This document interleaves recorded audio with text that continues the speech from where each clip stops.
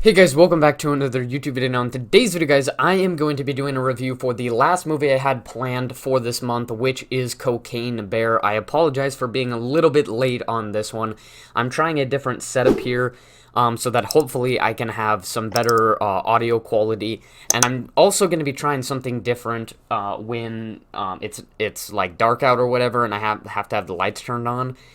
I'm still testing it out, but whenever I have to record a video while it's dark out or whatever, I'm gonna see how I like it and all that kind of stuff, and test some new lighting as well.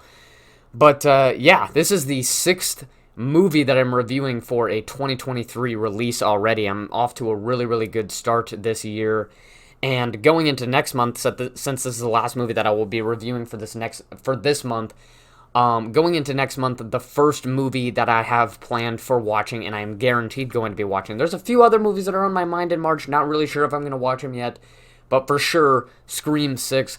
And I'm going to be making a couple videos around that, plus possibly even more, kind of like with Halloween Ends, where I did a whole bunch of videos related to it. I don't know if they're planning to do any more Scream sequels, so if they're not, I would like to do that. But as of right now, for sure, I'm going to be doing an out-of-theater reaction, so the day of, right after I get done, just my quick thoughts, and then a full review, and then a ranking for the Scream franchise as well. So stay tuned for that. That's what's going to be coming up next. And then for my Ars Political channel, I'm going to be recording a video after I get this edited and uploaded.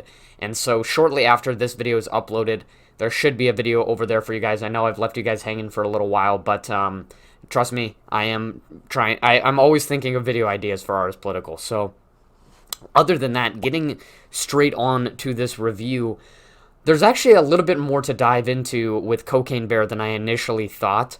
And honestly, I wasn't even planning to do a full review for Cocaine Bear. I was anticipating that I was just going to do a quick review, much like with Winnie the Pooh, Blood and Honey. But there was a little bit more to dive into, and I'm sure a lot of you think that, I don't really need to give you the plot or anything like that. It's just the bear consumes cocaine and it goes on a rampage in the national park or nature preserve, whatever. But there's actually a little bit more going on than I initially expected. And believe it or not, for some people, that was a bad thing. Some people were wishing that the movie was spending less time on actual plot and instead focusing on the bear carnage and things like that, which kind of surprised me, because I actually thought that it was good that this movie wasn't just doing kind of what Winnie the Pooh did and just being super baseline, kind of lazy, but still enjoyable for me. A lot of other people absolutely hated that movie, though, which kind of surprised me. But I kind of actually like that, and there were still moments in the movie where even when they weren't focused on the bear carnage, it wasn't boring as some people were claiming it to be. But basically, what happens at the beginning of the movie is we see the bear attack this couple in the forest because they see the bear and it's going crazy or whatever, and they're like, "What the hell's going on?" And so it attacks this couple, and then we backtrack to like how this all happened and things like that. And this is based on a true story, by the way, from 1985. This actually happened. Obviously, it's an exaggerated version. In real life, the bear just overdosed and died. I know that's pretty depressing. But in the movie, obviously, the bear goes on a rampage and all that kind of stuff. But how this all unveiled, they backtrack at the beginning of the movie after that first opening scene to kind of hook you on or whatever.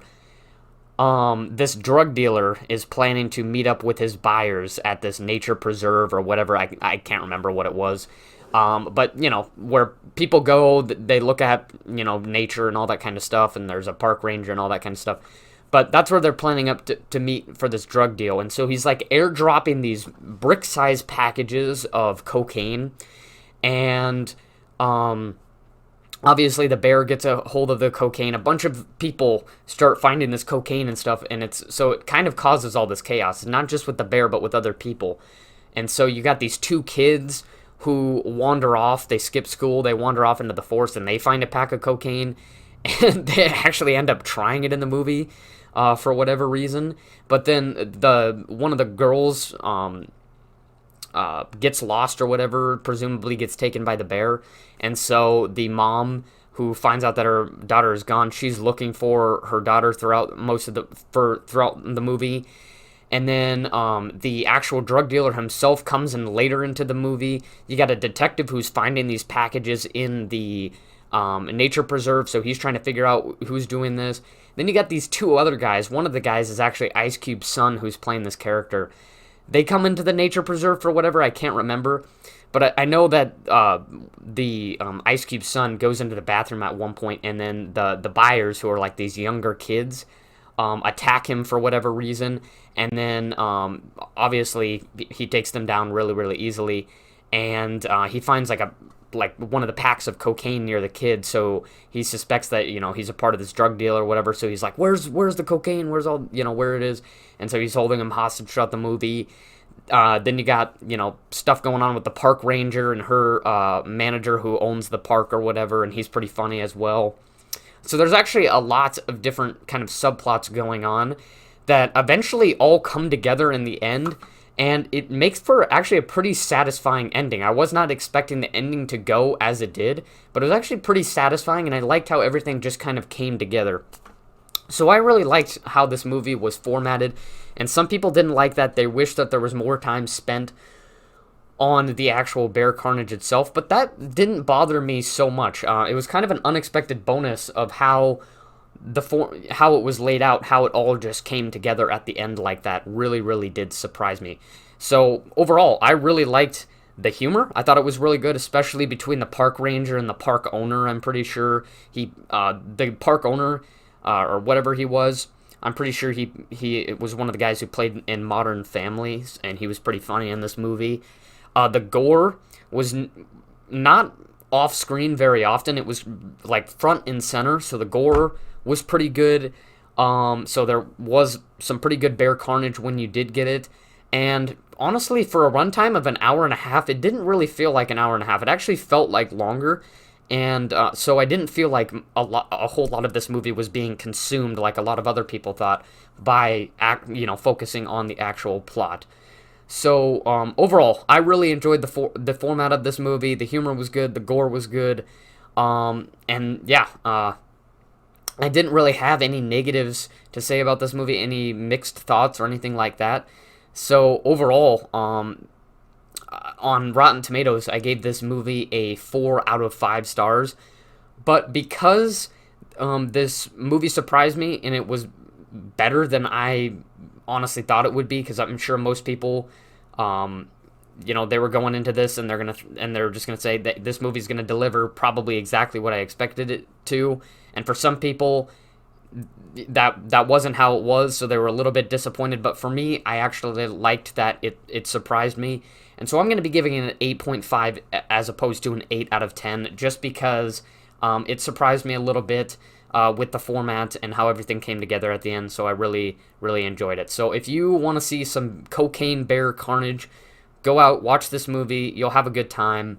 And I can't make up your mind, but I reassure you, you won't be disappointed by there being actual plot in this movie, as opposed to it just being kind of like with Winnie the Pooh, where it's just a very baseline cliche slasher.